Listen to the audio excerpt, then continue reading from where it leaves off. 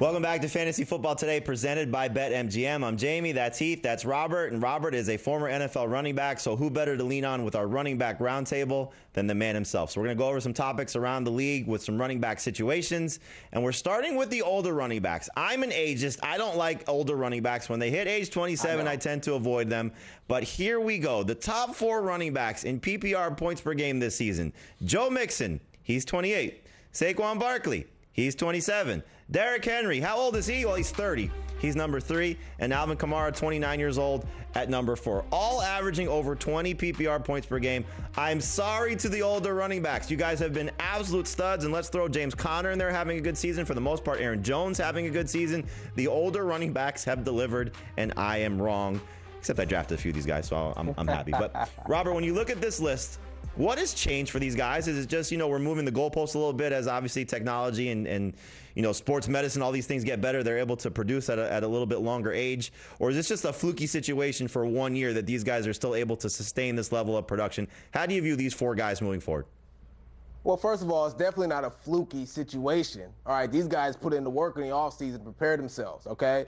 Now, I'll give a little bit to the sports medicine and things of that nature, the technology that's advanced now that are helping guys be able to sustain, i.e. LeBron James, okay, long careers professionally. I'll pat myself on the back because every running back on that list, aside from Joe Mixon, I told you guys, was going to have a good year this year. Here's the thing that's sort of evolving. The new school football is becoming the old school football, and I don't mean it just because we're talking about veteran running backs. What I mean is teams are actually sort of veering away from the 1-2 punch combo running backs and leaning more towards the bell cow guy, having that number 1 back. And so we're seeing more teams have backfields that are sharing the load less. We thought Blake Corum was going to share the load with Kyren Williams. That hasn't happened. We thought Zach Charbonnet was going to share the backfield with Kenneth Walker III. That hasn't happened. Teams are, and those are just a couple of examples, teams are leaning towards that number 1 guy, and I think that's why you're seeing so much production. Yeah, I whiffed on, especially the guys that changed teams. I was okay with Kamara, but I whiffed on a lot of these guys this year. And I just wonder, the 2 guys who lead the NFL in rush attempts, Henry and Barkley, were on that list. Does the advanced age and the increased workload, the lack of sharing, I wonder if that has any impact at all down the stretch. If we see anybody start to break down or start to get tired, or if these guys just push through and prove everybody wrong once again. Hopefully that's the case, because a lot of fantasy managers are winning as a result of the performances from these guys, and might be something we just have to reevaluate next year as some of these older running backs continue to get into this age range. But kudos to Mixon, Barkley, Henry, and Kamara for what they've done this season, hopefully what they will continue to do in the fantasy playoffs. All right, we got 2 running backs that are in a slump right now, and these are still must-start guys, Aaron Jones and Kyren Williams, and 3 games in a row, almost identical numbers, 11.2 PPR points or less. They haven't scored touchdowns. They just haven't been productive. So, Robert, I'll start with you. Who breaks out of the slump first? You got Jones taking on the Bears and Kyren Williams taking on the Eagles. I think it's, that's a tough one. I think it's probably Aaron Jones against the Bears. They just haven't been a good team. That's what you said, right? The Vikings are playing the Bears? Yep. I got that correct? Mm-hmm. Yeah, I think the Bears just have broken down defensively a little bit, really since the Hail Mary.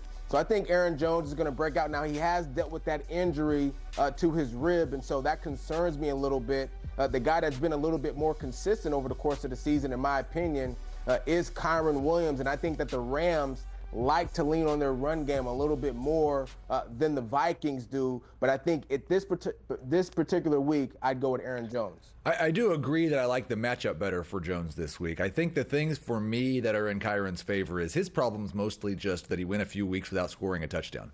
Now, earlier in the season, he was scoring 2 touchdowns every week. I think the touchdowns come back for him, and he'll be fine. One of the points Robert made was these teams going away from the committee. We kind of seen the Vikings go the opposite direction since Jones suffered this injury, and there were 10 rush attempts for Cam Akers last week. If Aaron Jones is 100% healthy, Cam Akers shouldn't be running the ball 10 times. So I'm a little bit worried that Jones is maybe not a feature back like Kyren Williams is. I'd rather start him this week. I would rather start Kyren. I don't really love both by comparison. I think if this was not 6 teams on a bye, we had a full complement of our guys, we'd see these guys, at least for me, outside the top 24, just based on matchup and what we've seen recently from their performances. But I do believe that Kyren Williams, just because of health, a little bit safer this week. But hopefully both these guys can break out of their slump, maybe just finding the end zone and helping that number go up a little bit north of 11.2 PPR points per game. All right, we got Jonathan Brooks. He's going to return for this week. That's what Dave Canales said on Wednesday. Chuba Hubbard has been fantastic. This is a brutal matchup for both of these guys as they take on the Kansas City Chiefs. So, Robert, we've talked about this a lot. We've expected Brooks to return over the last several weeks, but this is the week. Miles Sanders is out with the foot injury. What do we expect from Hubbard? What do we expect from Brooks? And can you trust any of them taking on the Chiefs? Well, I think you can trust Hubbard. I mean, Hubbard's been as consistent as can be, as all the running backs in the NFL. Hubbard's been consistent all season long. So you can still trust him even with the tough matchup. As it pertains to Jonathan Brooks, I think he'll get somewhere between, 6 to 9, maybe 10 carries in this football game, maybe a couple passes thrown to him. But make no mistake about it, I think the bell cow guy right now is still going to be Chuba Hubbard. But it will change, all right, if Jonathan Brooks is able to break one big or do something explosive, then it's time to get concerned about Chuba Hubbard. Yeah, and I think what we saw for a stretch this season was Miles Sanders, before he got hurt, really being pretty active in the passing game. He had a game with 7 targets, another game with 4. I wonder if we see Hubbard maybe take that work from Sanders and Brooks take some of the between the tackle stuff, maybe between the 20s. I'm still starting Chuba Hubbard as a number 2 running back this week. I still want to roster Jonathan Brooks if I can. And I think Robert's right. Like, we're going to have to see him break a big run or two. This is probably not the week for that against the Kansas City Chiefs. I do worry, though, if Robert's numbers are right, where we're seeing maybe 10 carries for Jonathan Brooks against the Chiefs, if the Panthers are behind, that could be bad for Hubbard, because I think he needs to dominate touches in this type of matchup to still be successful and still work in the passing game. So if he's losing passing downs working, he's losing maybe 10 carries. To me, he's a sit. So I barely have him as number 2 running back. Again, if this was where everybody's healthy, I would try to avoid him if you can, because the matchup is just so bad. But we'll see if he coming off the bye, fresh legs. Hopefully all those things work together. Unfortunately for Hubbard, his best games have come more with Andy Dalton, but he did come off a good game last week against the Giants with Bryce Young under center. All right, last topic we have here for the running back roundtable is the Bears, because we saw a change in coordinator. Thomas Brown took over play calling duties instead of Shane Waldron, and we saw a little bit more of a shift in favor of Roschon Johnson, played a season-high snaps, and DeAndre Swift saw his snap count to the lowest that it's been since week 3. Both guys still scored touchdowns. Swift was still the better of the two. But, Robert, when you look at this backfield now with a change in play caller, do we have a DeAndre Swift problem, and can we trust Roschon Johnson a little bit more? I think we do have a DeAndre Swift problem, but I don't think it means we can trust Roschon Johnson more. I think, when Heath mentioned it, maybe this is a team that's leaning more towards the committee outlook as far as their backfield is concerned. And I think from that standpoint, both of these guys maybe become more flex options, whereas before, DeAndre Swift was kind of hovering around that RB2 sort of spot. Not the case anymore with these guys seemingly getting ready to split carries. My goodness. You want to talk about a DeAndre Swift problem. First off, he didn't practice. Apparently, he has a groin injury, so maybe that's the reason that Roschon Johnson touched the ball a little bit more. But maybe more importantly, Minnesota, Detroit, San Francisco, Minnesota, Detroit. That is an absolutely dreadful stretch of matchups coming up for the Bears. When we don't have 6 teams on a bye, I'm probably going to want to sit DeAndre Swift.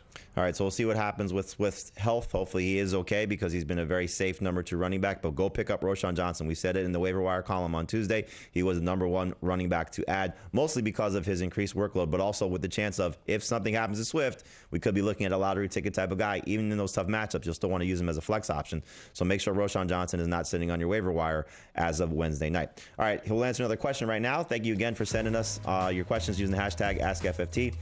How will the switch to Tommy DeVito affect Tyrone Tracy? So, Robert, we talked about the impact on Malik Neighbors. What about Tracy? Is DeVito going to ruin him or help him?